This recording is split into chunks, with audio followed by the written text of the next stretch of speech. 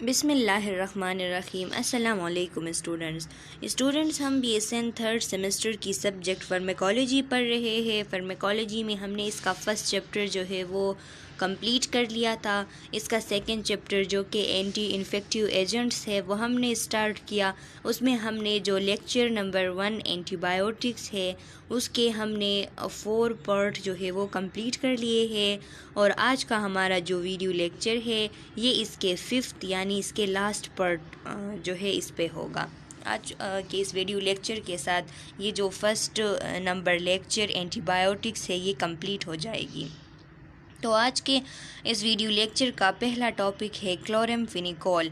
Chloramphenicol क्या है? The use of chloramphenicol a broad spectrum antibiotic which is obtained from streptomyces venezuelae is restricted to life threatening infection for which no alternatives exist. ये जो chloramphenicol है एक broad spectrum antibiotic है जो कि स्ट्रेप्टोमाइस Venezuela एक ग्राम पॉजिटिव बैक्टीरिया है उससे बनाया जाता है, उससे ऑब्टेन किया जाता है। और जो भी जितने भी लाइफ थ्रेटनिंग इन्फेक्शन होते हैं ये उन तक महदूद होती है जिनका कोई दूसरा मुतबादिल नहीं होता। यानी जो लाइफ थ्रेटनिंग इन्फेक्शन होते हैं जिस पे दूसरे ड्रग्स जो है वो असर नहीं कर पाते उनके लिए भी हम क्लोरामफेनिकोल जो है वो रिकमेंड करते हैं। मैकेनिज्म ऑफ एक्शन इसकी क्या है? Chloramphenicol bind reversibly to the bacterial 50S ribosomal subunit and inhibit protein synthesis at the peptidyl transferase reaction। ये क्लोरामफेनिकोल जाके जो बैक्टीरियल राइबोसोम होते हैं 50S वाला जो सब यूनिट होता है बैक्टीरियल राइबोसोम का उसके साथ बाइंड हो जाता है। और जब उसके साथ बाइंड हो जाता है तो फिर प्रोटीन की सिंथेसिस को इनहिबिट करता है। किस जगह पे करता है? जो पेप्टाइडाइल ट्रांसफेरेज रिएक्शन होता है उसको होने नहीं देता और उसी एरिया से जो है प्रोटीन की सिंथेसिस को इनहिबिट कर देती है। इसकी मैकेनिज़्म ऑफ एक्शन यहाँ भी बताई गई है। यहाँ आप लोग देख सकते हैं स्टूडेंट्स के यहाँ पे जो ट्रांसफेरेज साइट है यहाँ पे ये जो नेसेंट पॉलीपेप्टाइड चेन है ये अटैच होने वाली थी। यहाँ पे आके जो 50S राइबोसोमल सब यूनिट है इसके बिल्कुल सेंटर में क्लोरामफेनिकोल आके P साइट और A साइट के दरमियान यहाँ पे अटैच हो जाता है। और जब यहाँ पे अटैच हो जाता है तो फिर ये दो चेन से इनको आपस में मिलने नहीं देता और यहाँ पे जो रिएक्शन होनी थी जो यहाँ पे पेप्टाइडाइल ट्रांसफेरेज रिएक्शन होनी थी इसको रिएक्शन होने नहीं देता इन दोनों में। इस तरह से प्रोटीन की जो सिंथेसिस है उसको इनहिबिट करती है। एंटी माइक्रोबियल स्पेक्ट्रम, इसका एंटी माइक्रोबियल स्पेक्ट्रम क्या है? ये एक ब्रॉड स्पेक्ट्रम एंटीबायोटिक है active against both aerobic and anaerobic gram positive and gram negative bacteria rickettsia mycoplasma. ये एक ब्रॉड स्पेक्ट्रम एंटीबायोटिक है। आप लोग देख सकते हैं स्टूडेंट्स के ये जो जितने भी ग्राम नेगेटिव और ग्राम पॉजिटिव इसके अलावा एरोबिक और नॉन एरोबिक बैक्टीरिया है उनके लिए इफ़ेक्टिव होता है। जो रिकेट्शिया है इसके लिए भी इफ़ेक्टिव होता है और इसके साथ साथ माइकोप्लाज्मा जो है उसके लिए भी इफ़ेक्टिव होता है। प्राइमरीली बैक्टीरियोस्टैटिक, बुनियादी तौर पर ये जो क्लोरामफेनिकोल है ये बैक्टीरियोस्टैटिक है, मीन्स कि बैक्टीरिया के ग्रोथ को रोकती है। High concentration bactericidal effect on some bacteria, लेकिन जब इसकी मकदार हम बढ़ा देते हैं इसकी कंसंट्रेशन ज़्यादा कर देते हैं तो बाज़ बैक्टीरिया इस तरह है कि उनके लिए बैक्टीरिसिडल इफ़ेक्ट करता है, उनको डायरेक्टली किल कर देता है। तो वो बैक्टीरिया कौन कौन से है? हीमोफिलस इन्फ्लुएंजा है, नेज़ेरिया मेनिंजाइटिस है और बैक्टीरियोइड्स है। ये 3 बैक्टीरियाज जो है इनके लिए हाई डोज में क्लोरामफेनिकोल जो है वो बैक्टीरिसिडल है, ये आपने याद रखनी है। ये बैक्टीरियोइड्स जो है ये gram negative obligate anaerobic bacteria होते हैं, इनके लिए भी क्लोरामफेनिकोल जो है हाई डोज पे बैक्टीरिसिडल होता है। तो आपने MCQs के लिए ये बात याद रखनी है। एडवर्स इफ़ेक्ट इसकी क्या है? एडवर्स इफ़ेक्ट में है बोन मेरो सप्रेशन। ये क्या करता है? बोन मेरो सप्रेशन काज करता है, बोन मेरो की एक्टिविटी को सप्रेस करता है। जब बोन मेरो की एक्टिविटी सप्रेस हो जाती है तो चांसेस है कि एप्लास्टिक एनीमिया हो सकती है। एप्लास्टिक एनीमिया वो एनीमिया जिसमें ब्लड सेल्स की फॉर्मेशन रिड्यूस हो, उसको हम एप्लास्टिक एनीमिया कहते हैं। तो जब बोन मेरो की सप्रेशन हो जाती है तो फिर उसके रिज़ल्ट में एप्लास्टिक एनीमिया हो जाता है। इसके अलावा थ्रोम्बोसाइटोपिनिया हो जाता है, यानी प्लेटलेट्स लेवल जो है वो भी लूज़ हो जाती है, रिड्यूस हो जाती है। इसके अलावा इरिटेटिंग इफ़ेक्ट्स इसके होती है। इरिटेटिंग इफ़ेक्ट्स में मीन्स के बेचैनी पैदा कर देती है। किस तरह? नौजिया काज कर सकती है, यानी दिल का ख़राब होना, वोमिटिंग काज कर सकती है और डायरिया काज कर सकती है। ये इसकी इरिटेटिंग इफ़ेक्ट है। और ये एक सिंड्रोम है, ग्रे बेबी सिंड्रोम जिसे कहते हैं। ये जो सिंड्रोम है ग्रे बेबी सिंड्रोम, ये भी क्लोराम्फेनिकोल की एक एडवर्स इफ़ेक्ट है। बाज़ पेशेंट्स में क्लोराम्फेनिकोल के यूज़ से जो है ग्रे बेबी सिंड्रोम्स जो है वो डेवलप होती है। तो इसमें क्या होता है, एक पेशेंट जो है उसमें साइनोसिस हो जाती है। साइनोसिस मीन्स कि उसका सारा स्किन जो है बिल्कुल पेल हो जाता है और ये नील्स और लिप्स जो है ब्लू कलर के हो जाते हैं। वॉमिटिंग होता है, स्टूल्स ग्रीन कलर के होते हैं और वो वेजोमोटर जो है कोलेप्स हो जाता है। वेजोमोटर क्या है स्टूडेंट्स? हमारा जो ब्रेन का पोर्शन है मेडुला ऑब्लंगेटा, वहाँ पे ये मौजूद होता है। जो वेजोमोटर सेंटर है वहाँ पे मौजूद होता है। इसका क्या काम होता है? ये जो ब्लड प्रेशर है उसको कंट्रोल रखता है। तो जब हम ये क्लोराम्फेनिकोल यूज़ करते हैं तो उसकी वजह से वेजोमोटर सेंटर जो है ब्रेन में इसकी डिप्रेशन हो जाती है। और जब इसकी डिप्रेशन हो जाती है तो इसका जो वेजोमोटर टोन है ब्लड वेजल्स में, मींस कि जो टोनिसिटी है ब्लड वेजल्स में, वो रिड्यूस हो जाती है। और ब्लड वेजल्स जो है, वेन्स जो है, वो मेसिव डायलेशन उनकी हो जाती है। तो ये एक जो है जब मेसिव डायलेशन इनकी हो जाती है तो ये किस वजह से होती है? वेजोमोटर कोलेप्स की वजह से होती है, मेसिव डायलेशन हो जाती है। तो इसके रिज़ल्ट में जो है सीवियर हाइपोटेंशन हो सकती है। तो ये जो जितने भी साइन यहाँ पे लिखे हैं, साइनोसिस, वोमिटिंग, ग्रीन स्टूल और वेजोमोटर कोलेप्स, ये एक कंडीशन जो कि ग्रे बेबी सिंड्रोम है, इसके फीचर्स है। तो ये क्लोराम्फेनिकोल की वजह से हो सकते हैं, लेकिन रेयर है, कभी कभार इस तरह होता है। हाइपर सेंसिटिविटी रिएक्शन है। किसी पेशेंट को कोई अगर हाइपर सेंसिटिव है तो उसको हाइपर सेंसिटिविटी रिएक्शन अराइज हो सकते हैं। फॉर एग्जांपल रेशेस आ सकती है स्किन पे, फीवर हो सकता है, एंजियो एडीमा हो सकता है। एंजियो एडीमा मीन्स के ये जो डीप डर्मिस है उसमें क्या होता है, उसमें फ्लूइड की एकमुलेशन होती है, तो उसको हम एंजियो एडीमा बोलते हैं। अब दूसरा हमारे साथ एक क्लास है ऑक्साज़ोलिडिनोन्स। ऑक्साज़ोलिडिनोन्स स्टूडेंट्स लाइनोज़ोलिड जो है ये एक सिंथेटिक फार्म होता है ऑक्साज़ोलिडिनोन्स का। तो यहाँ पे इसलिए इसका नाम लिखा है लाइनोज़ोलिड is a synthetic oxazolidinones developed to combat resistant gram-positive bacteria such as methicillin-resistant Staphylococcus aureus and penicillin-resistant Streptococci। जो लिनोज़ोलिड है ये एक सिंथेटिक फार्म होता है ऑक्साज़ोलिडिनोन्स का। स्टूडेंट्स, मैंने आप लोगों को बताया है कि पहले भी बताया है, आप लोग समझ गए होंगे कि ड्रग्स के एक नेचुरल फार्म होते हैं, दूसरा सिंथेटिक फार्म होता है।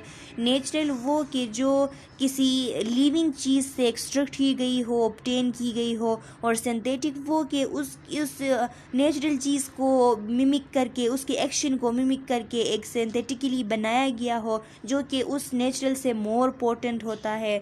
तो ये भी लिनोज़ोलिड जो है ऑक्साज़ोलिडिनोन्स से बनाया गया है। इनको देख के, इनके एक्शन को देख के बनाया गया है, जो कि जो जितने भी ग्राम पॉजिटिव ऑर्गेनिजम्स जो रेजिस्टेंस काज करती है, जैसा कि ये जो स्टेफाइलोकोकस आउरियस है जो कि मिथिसिलिन को रेजिस्टेंस करता है। मिथिसिलिन एक ड्रग है, एंटीबायोटिक है, इसको रेजिस्टेंट करता है। और पेंसिलिन, ये जो स्ट्रेप्टोकोकाई है ये पेंसिलिन को रेजिस्ट करता है। इनके लिए भी लेनाजोलिड जो है वो इनके साथ कम्बेट करता है और इनको जो है इनके एक्शन को रोक देता है। मींस के ये जो रेजिस्टेंस ग्राम पॉजिटिव बैक्टीरिया है उनके लिए भी ये लेनाजोलिड जो है ये इफ़ेक्टिव होता है। एंटीबैक्टीरियल स्पेक्ट्रम इसका क्या है? The antibacterial action of linezolid is directed primarily against gram positive organism. Linezolid का जो एंटीबैक्टीरियल स्पेक्ट्रम है वो डायरेक्टेड किस लिए डायरेक्टेड है? बुनियादी तौर पर ग्राम पॉजिटिव ऑर्गेनिजम्स के लिए डायरेक्टेड है, जैसा कि स्टेफाइलोकोकाई हो गया, स्ट्रेप्टोकोकाई हो गया और इंटेरोकोकाई हो गया। ये जो जितने भी ग्राम पॉजिटिव ऑर्गेनिजम्स है इनकी तरह एक इसका बुनियादी काम इनको ख़त्म करना है। Like other agents that interfere with bacterial protein synthesis, linozolid is bacteriostatic। दूसरे जो जितने भी बैक्टीरियल प्रोटीन सिंथेसिस के इनहिबिटर्स थे, उन जो प्रोटीन सिंथेसिस को इनहिबिट करते थे, उन्हीं की तरह लिनोजोलिड जो है ये भी एक बैक्टीरियोस्टेटिक ड्रग है। However it is bactericidal against streptococci. लेकिन ये स्ट्रेप्टोकोकाई जो है इसके खिलाफ ये बैक्टीरिसिडल है, इसको डायरेक्टली किल करता है। इसके अलावा बाकी जो ग्राम पॉजिटिव ऑर्गेनिजम्स है, माइक्रो ऑर्गेनिजम्स है, बैक्टीरिया है, उनके लिए बैक्टीरियोस्टेटिक है, उनको डायरेक्टली किल नहीं करता, उनकी ग्रोथ को रोकता है। ऑक्साजोलिडिनोन्स में अब इसका मैकेनिज्म ऑफ एक्शन है, it inhibit bacterial protein synthesis by binding to 50S ribosomal subunit near the interface with 30S ribosomal subunit. तो ये इसका मैकेनिज्म ऑफ एक्शन कुछ इस तरह होता है स्टूडेंट्स के, ये जाके जो 50S सब यूनिट है राइबोसोमल सब यूनिट इसके साथ बाइंड बनाता है, लेकिन कुछ इस तरह एक एरिया पे बनाता है कि वो 30S जो है उससे भी इंटरफियर करता है। मीन्स के 50S और 30S के कुछ दरमियान सा आ जाता है और बाइंड 50S के साथ बनाता है, लेकिन इंटरफियर जो है 30S के साथ भी करता है। दस the formation of initiation complex is prevented. तो फिर ये जो इनिशिएशन कम्प्लेक्स यहाँ पे बनती थी वो प्रिवेंट हो जाती है। अभी यहाँ पे जो चीज़ें हैं 30S से 50S ये एक दूसरे के साथ फिर अटैच नहीं हो पाते, तो इस वजह से जो है इनिशिएशन कम्प्लेक्स नहीं बनती, और इनिशिएशन कम्प्लेक्स जब नहीं होती तो फिर प्रोटीन की सिंथेसिस नहीं होती। एडवर्स इफेक्ट इसकी क्या है? माइलोसप्रेशन, ये माइलोसप्रेशन काज कर सकती है। माइलोसप्रेशन मीन्स के bone marrow suppression, bone marrow की एक्टिविटी को सप्रेस कर सकती है।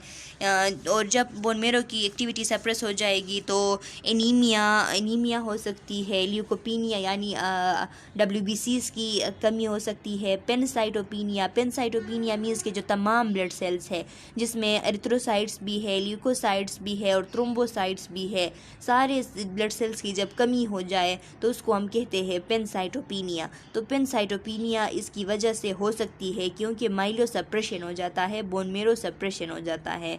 एंड रिवर्सिबल थ्रोम्बोसाइटोपीनिया, और प्लेटलेट्स की कमी हो सकती है लेकिन रिवर्सिबल है, बाद में ठीक हो सकती है। रिवर्सिबल न्यूट्रोपीनिया हो सकती है, न्यूट्रोफिल की कमी हो सकती है, वो भी रिवर्सिबल है। रिवर्सिबल ऑप्टिक न्यूरोपैथी, जो ऑप्टिक नर्व है जो कि हमारे विजन के लिए ज़िम्मेदार होती है, रिस्पॉन्सिबल होती है, तो उसमें ये पैथी काज करता है, उसकी ऑप्टिक न्यूरोपैथी हो जाती है, तो वो भी रिवर्सिबल है, बाद में ठीक हो सकती है। DNA synthesis inhibitors. अच्छा स्टूडेंट्स, अब तक हम प्रोटीन सिंथेसिस इनहिबिटर्स पढ़ रहे थे, अब हमारे साथ है DNA सिंथेसिस इनहिबिटर्स। अब ये ऐसे ड्रग्स हैं जो हम आगे पढ़ेंगे जो कि DNA के सिंथेसिस को इनहिबिट करती है बैक्टीरियल सेल में, और जब DNA की सिंथेसिस इनहिबिट होती है तो बैक्टीरिया जो है फर्दर ग्रो नहीं कर पाता। तो उनमें कौन से ड्रग्स है? फ्लोरोक्वाइनोलोन्स है।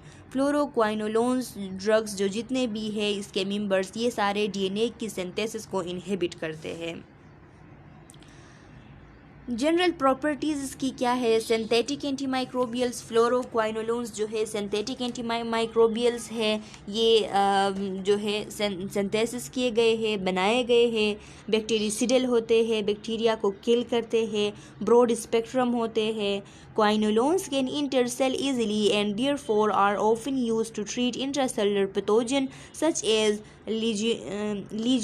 Legionella pneumophili and Mycoplasma pneumonia. क्या करते हैं ये जो क्वाइनोलोन्स होते हैं ये इजीली सेल्स के अंदर इंटर हो जाते हैं.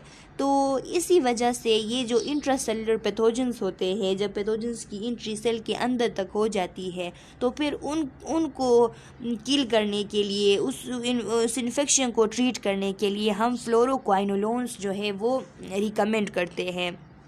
फॉर एग्ज़ाम्पल ये जो बैक्टीरिया है, इंट्रासेलुलर बैक्टीरिया लीजोनीला नेमोफिलिया है और दूसरा माइकोप्लाज्मा निमोनिया है. तो इनके लिए भी हम जो है क्वाइनोलोन्स जो है वो रिकमेंड करते हैं. कॉमन क्वाइनोलोन्स में हमारे साथ कौन कौन से ड्रग है? सिप्रोफ्लॉक्सासिन है जो कि सिप्रो के नाम से अवेलेबल है मार्केट में. जिमीफ्लॉक्सासिन है, फेक्टिव के नाम से आता है. लीवोफ्लॉक्सासिन है, लीवाक्विन के नाम से आता है. मोक्सीफ्लॉक्सासिन है, एवेलॉक्स के नाम से आता है. नारफ्लॉक्सासिन है, नोरोक्सिन के नाम से आता है. ऑफ्लॉक्सासिन है, फ्लॉक्सिन के नाम से आता है. स्टूडेंट्स, आपने ये क्लासिफिकेशंस भी याद रखनी है कि कौन से ड्रग जो है कौन से क्लास के मेंबर्स है. अच्छा स्टूडेंट्स, तो यहाँ पे आप लोगों को फ्लोरोक्वाइनोलोन्स की मैकेनिज्म ऑफ एक्शन दिखाई गई है. हमने कहा कि फ्लोरोक्वाइनोलोन्स जो है डीएनए सिंथेसिस इनहिबिटर्स है. ये डीएनए की सिंथेसिस होने नहीं देते. तो किस तरह डीएनए की सिंथेसिस नहीं होने देते? ये जो डीएनए की अनजिपिंग होती है कि डीएनए जो है वो पहले उसकी रिप्लिकेशन के लिए ज़रूरी होता है कि अनजिप हो, तो ये अनजिप होने नहीं देते. यहाँ पे आप देख सकते हैं कि डीएनए में जो है एक एंजाइम है टोपियोसोमेरेज 2. तो इसकी एक्टिविटी से डीएनए जो है वो अनजिप हो जाता है. तो यहाँ पे जब फ्लोरोक्वाइनोलोन्स दी जाती है तो फ्लोरोक्वाइनोलोन्स आ जाती है और यहाँ पे आके ये जो एक्टिविटी थी हमारे जो न्यूक्लियर एंजाइम्स है, ये जो 2 न्यूक्लियर एंजाइम्स है, एक टोपियोसोमेरेज 4 है और एक टोपियोसोमेरेज 2 है, तो इनके साथ अटैच हो जाती है. और जब इनके साथ अटैच हो जाती है तो ये जो डीएनए की जो अनजिपिंग थी इसकी रेप्लिकेशन के लिए इसको इनहिबिट कर देती है. और जब ये इनहिबिट हो जाती है तो डीएनए जो है अनजिपिंग नहीं होती, और जब अनजिप नहीं होती तो इसकी रेप्लिकेशन नहीं होती. अब मैकेनिज्म ऑफ एक्शन देखते हैं फ्लोरोक्वाइनोलोन्स का. Fluoroquinolones block bacterial DNA synthesis by inhibiting bacterial topoisomerase 2, DNA gyrase and topoisomerase 4. जो फ्लोरोक्वाइनोलोन्स है ये बैक्टीरियल डीएनए के सिंथेसिस को रोकते हैं. किस तरह रोकते हैं? यहाँ पे 2 एंजाइम्स है उसके फंक्शन को रोकते हैं. एक है टोपियोसोमेरेज 2 जिसे हम डीएनए गायरेज एंजाइम भी कहते हैं, और एक है टोपियोसोमेरेज 4. इन दोनों की एक्टिविटी को इनहिबिट करता है. जब इन दोनों की एक्टिविटी इनहिबिट हो जाती है तो फिर डीएनए की सिंथेसिस नहीं होती. Inhibition of DNA gyrase prevent the relaxation of positively supercoiled DNA and is required for the normal transcription and replication. क्या होता है जब हम डीएनए गायरेज को इनहिबिट करते हैं फ्लोरोक्वाइनोलोन्स के ज़रिए? जब फ्लोरोक्वाइनोलोन्स एडमिनिस्टर किए जाते हैं तो ये जाके जो डीएनए गायरेज है टोपियोसोमेरेज 2 एंजाइम है इसको क्या करता है? इसको प्रिवेंट करता है, इसको इनहिबिट करता है. जब ये इनहिबिट हो जाती है तो अब हमारा जो पॉजिटिवली सुपरकोइल्ड डीएनए था जो कि अनजिप होने वाला था, उस जो कि रिलैक्सेशन उसकी हो रही थी, अनजिपिंग हो रही थी, तो उसको रोकता है, उसको रिलैक्स होने नहीं देता. कि ये इसकी जो रिलैक्सेशन है ये नॉर्मल ट्रांसक्रिप्शन और रेप्लिकेशन के लिए मस्ट होती है, ज़रूरी होती है. तो अब ये जाके जब डीएनए गायरेज इनहिबिट हो जाती है तो ये रिलैक्सेशन नहीं होती, और जब ये रिलैक्सेशन नहीं होती तो फिर नॉर्मल ट्रांसक्रिप्शन और रेप्लिकेशन नहीं होती और रिजल्ट में जो बैक्टीरियल सेल है वो नहीं बन पाता. Inhibition of topoisomerase 4 interfere with separation of replicated chromosomal DNA into respective daughter cell during cell division. अब जो ये तो हमने डीएनए गायरेज का पढ़ा। अब जो टोपियोसोमेरेज 4 है, जब उसको इनहिबिट करता है फ्लोरोक्वाइनोलोन, तो क्या होता है, ये जो रिप्लिकेटेड क्रोमोसोमल डीएनए एक दूसरे से सेपरेट होके डॉटर सेल्स बनते थे सेल डिवीजन के दौरान, तो ये इस चीज़ को रोकता है, इस प्रोसेस को इनहिबिट करता है। स्टूडेंट्स, यहाँ पे आप लोगों ने ये एंजाइम के नाम याद रखने हैं कि फ्लोरोक्वाइनोलोन किन दो एंजाइम को इनहिबिट करता है। तो आपको याद होना चाहिए डीएनए गायरेज या टोपियोसोमेरेज 2 और टोपियोसोमेरेज 4, ये आप लोगों ने याद रखने हैं। क्लिनिकल यूजेस क्या है हमारे साथ क्वाइनोलोन्स की, तो यूटीआईज़ है, जो जितने भी यूरिनरी ट्रैक इन्फेक्शन होते हैं उनके लिए हम ये रिकमेंड करते हैं, उनको ट्रीट कर सकती है। Upper and lower respiratory tract infection को ट्रीट कर सकती है, बैक्टीरियल डायरिया को ट्रीट कर सकती है, ट्यूबरकुलोसिस को ट्रीट कर सकती है, सॉफ्ट टिश्यू बोन्स या जॉइंट्स या इंट्रा एब्डोमिनल या रिस्पायरेटरी ट्रैक इन्फेक्शन जिसमें जो है मल्टी ड्रग रेजिस्टेंस ऑर्गेनिज्म जैसा कि सूडोमोनास डायबिटिक फुट भी काज करता है। ये एक मल्टी ड्रग रेजिस्टेंस वाला बैक्टीरिया है। सूडोमोनास जो है ये डायबिटिक फुट भी काज करता है, इसकी वजह से डायबिटिक फुट हो जाती है। तो इन सब जो जितने भी इन्फेक्शंस है, मल्टी ड्रग रेजिस्टेंस वाले इन्फेक्शंस भी, और इसके अलावा सॉफ्ट टिश्यू बोन्स या जॉइंट या इंट्रा एब्डोमिनल या रेस्पिरेटरी ट्रैक इन्फेक्शन, इस सब को ट्रीट करने के लिए हम फ्लोरोक्वाइनोलोन्स जो है वो रिकमेंड कर सकते हैं। Ciprofloxacin is a drug of choice for prophylaxis and treatment of anthrax. ये एक ड्रग है सिप्रोफ्लॉक्सासिन, क्वाइनोलोन्स का एक मेंबर है। इसको अक्सर जो है प्रोफाइलेक्सिस मीन्स के एहतियाती तदाबीर के तौर पर प्रिवेंट करने के लिए और ट्रीटमेंट करने के लिए एंथेरेक्स की। एंथेरेक्स क्या है स्टूडेंट्स? एंथेरेक्स जो है ये एक सीरियस डिजीज़ होता है जिसकी वजह से जो है एक बैक्टीरिया है, gram positive rod shape bacteria होता है जिसका नाम बेसिलस एंथेरेक्सिस है। उसकी वजह से ये डिज़ीज़ काज होती है। ये एक सीवियर एक सीरियस इन्फेक्शन होता है। तो इसको ट्रीट करने के लिए भी और इसको प्रिवेंट करने के लिए भी हम सिप्रोफ्लॉक्सासिन जो है वो रिकमेंड कर सकते हैं। गोनोरिया एक डिज़ीज़ है, सेक्सुअली ट्रांसमिटेड डिज़ीज़ है। इसके लिए नारफ्लॉक्सासिन और ऑफ्लॉक्सासिन जो है वो प्रिस्क्राइब किए जाते हैं। बैक्टीरियल प्रोस्टेटाइटिस है, अगर प्रोस्टेट ग्लैंड में इन्फेक्शन आ गई है बैक्टीरिया की वजह से, बैक्टीरियल है अगर, तो उसके लिए भी ये जो फ्लोरोक्वाइनोलोन्स है ये प्रिस्क्राइब किए जाते हैं। अच्छा स्टूडेंट्स, अब इसकी एडवर्स इफेक्ट क्या है फ्लोरोक्वाइनोलोन्स की? तो लिखा है the most frequent side effects are gastrointestinal reaction, nausea, dyspepsia, vomiting.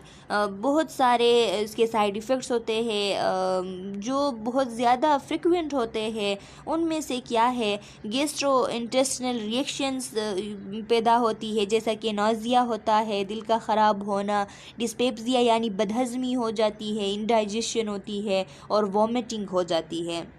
Central nervous system reaction such as dizziness, insomnia and headache. कुछ सेंट्रल नर्वस सिस्टम से रिलेटेड भी रिएक्शंस होती है, जैसा कि डिजीनेस मीन्स के चक्कर आती है, इंसोम्निया यानी नींद नहीं आती और हेडेक हो जाती है। ये इसकी साइड इफ़ेक्ट्स है।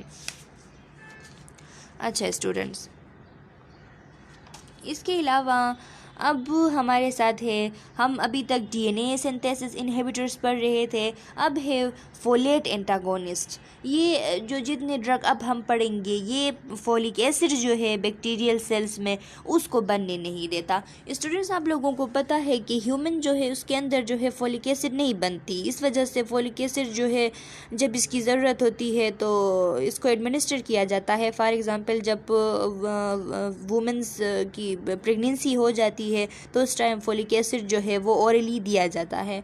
तो ये बैक्टीरियल सेल्स जो है ह्यूमन से मुख्तलिफ है, इसके अंदर फोलिक एसिड ख़ुद बनती है, ये फोलिक एसिड ख़ुद बनाते हैं।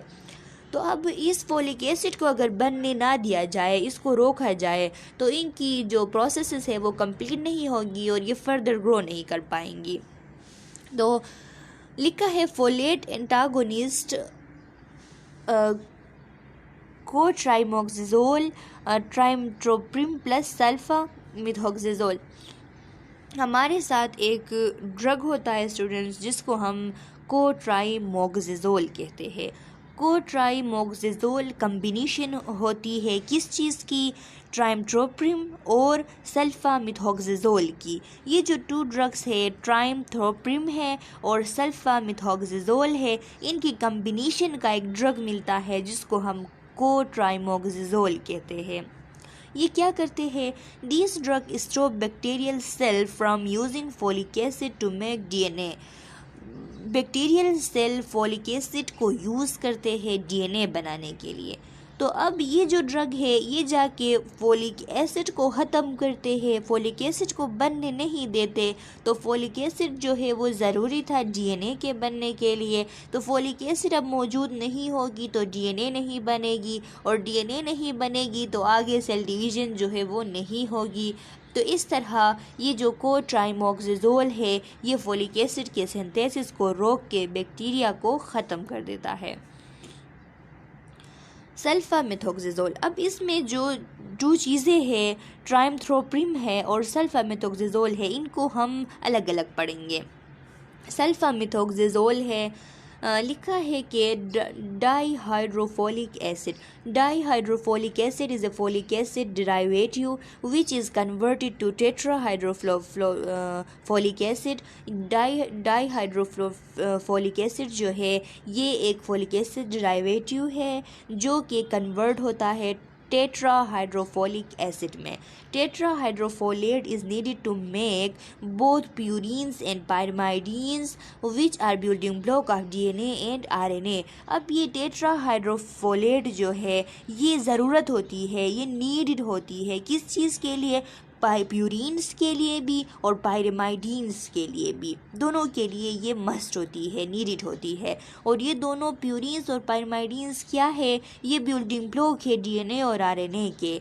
अब अगर डाईहाइड्रोफोलिक एसिड से टेट्राहाइड्रोफोलेट जो है वो नहीं बनेगा तो प्यूरिन्स और पायरिमाइडीन्स के लिए टेट्राहाइड्रोफोलेट मौजूद नहीं होगी। और जब टेट्राहाइड्रोफोलेट इनके लिए मौजूद नहीं होगी तो ना ही प्यूरिन्स बन सकते हैं और ना ही पायरिमाइडीन्स बन सकते हैं। और जब प्यूरिन्स और पायरिमाइडीन्स नहीं बनेंगे तो चूंकि ये डीएनए और आरएनए की बिल्डिंग ब्लॉक्स है तो अब डीएनए और आरएनए भी नहीं बनेंगे। और जब डीएनए और आरएनए नहीं बनेंगे तो फिर बैक्टीरियल सेल जो है उसमें डिवीजन नहीं होगी, वो फर्दर ग्रो नहीं कर पाएंगे। डाईहाइड्रोफोलेट सिंथेस, ये एक एंजाइम है। It is the enzyme which convert dihydrofolic acid to tetrahydrofolate.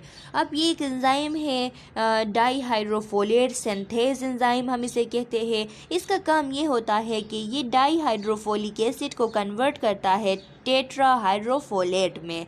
In many organism dihydrofolic acid is synthesized from P amino benzoic acid पाबा।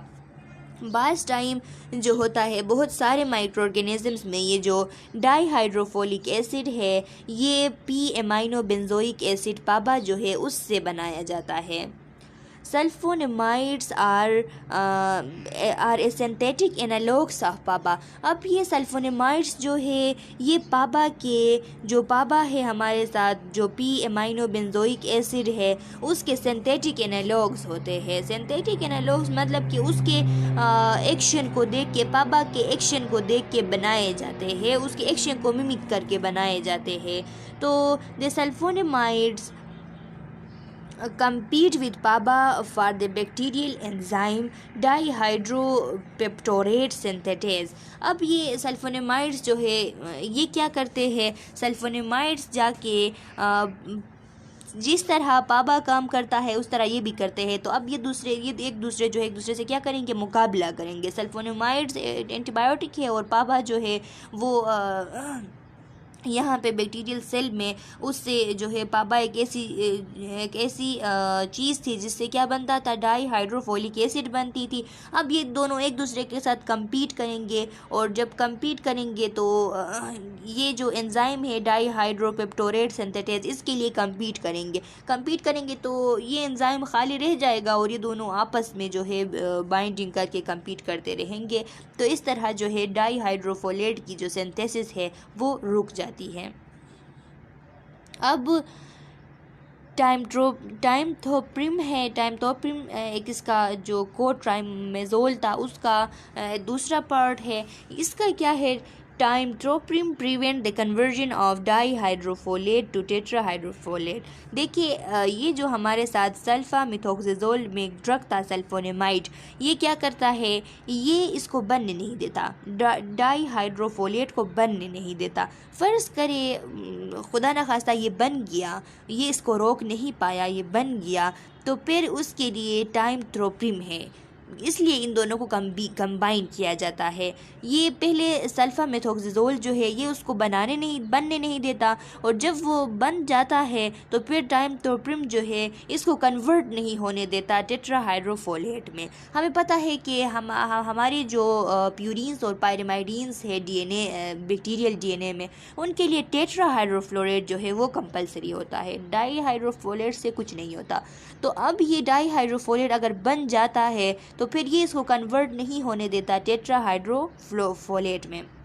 तो the enzymatic reaction is inhibited by trimethoprim. Ultimately there is a decreased availability of tetrahydrofolate cofactor required for purine and pyrimidine and amino acid synthesis। ये enzymatic reaction जो है टाइमथोप्रिम इसको inhibit करता है। जब inhibit करता है तो क्या होता है, अल्टीमेटली जो टेट्राहाइड्रोफोलेट है वो नहीं होते प्यूरिन्स और पायरिमाइडिन्स के लिए। अब प्यूरिन्स और पायरिमाइडिन्स और अमाइनो एसिड की जो सिंथेसिस होती है वो रुक जाएगी, क्योंकि इनके लिए टेट्राहाइड्रोफोलेट एक कोफैक्टर था वो अब मौजूद नहीं है। जब इनकी सिंथेसिस रुक जाएगी तो डीएनए नहीं बनेगी, और डीएनए नहीं बनेगी तो सेल जो है वो नहीं बन पाएगी।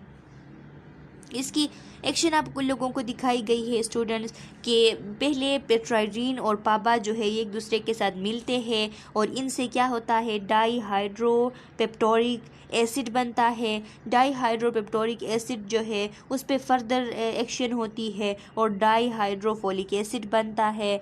तो जब हम सल्फोनेमाइड्स देते हैं तो सल्फोनेमाइड स्टार्ट में इसको रोकता है, इस एरिया पे इसको रोकता है, डाईहाइड्रोपेप्टोरिक एसिड बनने नहीं देता ताकि डाईहाइड्रोफोलिक एसिड ना बने। लेकिन अगर बन जाता है तो फिर क्या करते हैं, यहाँ पे देखिए टाइमथोप्रिम दिया गया है। टाइमथोप्रिम जब दिया गया है तो ये यहाँ पे डाईहाइड्रोफोलेट रिडक्टेस एंजाइम के एक्शन को रोक देता है, जिसकी वजह से टेट्राहाइड्रोफोलिक एसिड जो है वो नहीं बन पाती, यहाँ पे ये इसको इनहिबिट करती है। तो इस तरह जो है प्यूरिन्स और पायरिमाइडिन्स और अमाइनो एसिड के सिंथेसिस के लिए जो कोफैक्टर चाहिए थी टेट्राहाइड्रोफ्लोरिक एसिड वो नहीं बन पाती। इस तरह जो है डीएनए की सिंथेसिस रुक जाती है। अच्छा स्टूडेंट्स, एडवर्स इफ़ेक्ट क्या होती है, इनकी एडवर्स इफ़ेक्ट क्या होती है, they are eliminated via kidneys, require dose adjustment for renal dysfunction. ये किडनीज़ के थ्रू एलिमिनेट होते हैं। जब किडनीज़ के थ्रू एलिमिनेट होते हैं तो ज़ाहिरी सी बात है, अगर किडनीज़ के पेशेंट हो, अगर रीनल डिसफंक्शन वाले पेशेंट हो तो उनके लिए हमने डोज़ को एडजस्ट करना होगा, उनके लिए डोज़ को रिड्यूस करनी होगी। Crystalluria is major side effect of sulfonamides. जो सल्फोनेमाइड्स ड्रग है इनका एक मेजर साइड इफ़ेक्ट होता है क्रिस्टलूरिया। क्रिस्टलूरिया मीन्स के यूरिन के साथ जो है क्रिस्टल यूरिन में दिखाई देते हैं। अगर उसको यूरिन को यूरिनारी की जाए तो वहाँ पे क्रिस्टल्स नज़र आएंगे। तो ये इसकी एक मेजर साइड इफ़ेक्ट है सल्फोनेमाइड्स की, आप लोगों ने ये याद रखनी है। Avoid vitamin C use, it acidifies urine. Vitamin C use नहीं करनी इनके साथ, क्योंकि ये यूरिन को एसिडिफाई करता है, एसिडिक बना देता है बहुत ज़्यादा। मेगालोब्लास्टिक एनीमिया काज कर सकती है। मेगालोब्लास्टिक एनीमिया किस एनीमिया को कहते हैं कि वहाँ पे जो आरबीसीज होते हैं उनकी साइज़ बहुत ज़्यादा लार्ज हो जाती है और नंबर कम हो जाती है। ल्यूकोपीनिया हो सकती है, ल्यूकोसाइट की कमी हो सकती है, और थ्रोम्बोसाइटोपीनिया यानी प्लेटलेट की कमी हो सकती है कोट्राइमोक्सेजोल जो है उसकी यूज़ से। Due to the danger of Carnivorous, sulfa drug should be avoided in newborn and infant less than 2 months of age.